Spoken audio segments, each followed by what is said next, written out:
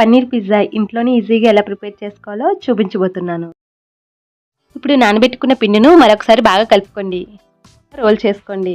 చూస్తున్నట్టు ఈ థిక్నెస్తో రోల్ చేసుకోండి.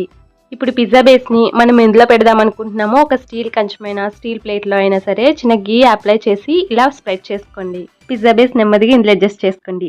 ఫోక్ యూస్ చేసి ఇలా ఘాట్లు పెట్టుకోండి. ప్రిపేర్ చేసుకున్న పిజ్జా సాస్ని మొత్తం అంతా స్ప్రెడ్ చేసుకోండి. ఇందులో పైన చీజ్ వేసుకోండి.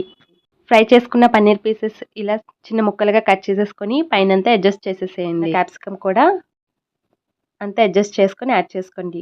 ఆనియన్స్ టొమాటోస్ కూడా పైన మొత్తం అంతా స్ప్రెడ్ చేసేసుకోండి. ఇది కూడా యాడ్ చేస్తున్నానండి. ఇది పూర్తిగా ఆప్షనల్. చీజ్ స్ప్రెడ్ చేసుకోండి. మీకు ఎంతవరకు కావాలి స్పూన్ వరకు రెడ్ చిల్లీ ఫ్లేక్స్ పైన చల్లుకోండి. టీ స్పూన్ వరకు మిరియాల పొడిని కూడా పైన ఇలా స్ప్రింకిల్ చేసేసుకోండి. ఒక హాఫ్ టీ స్పూన్ వరకు ఆయిల్ ఈ విధంగా స్ప్రెడ్ చేసేసుకోండి. ఇక ఆల్రెడీ ప్రిపేర్ చేసుకున్న పిజ్జా ప్లేట్ ని నెమ్మదిగా మిడిల్ లో అడ్జస్ట్ చేసి పెట్టుకోండి.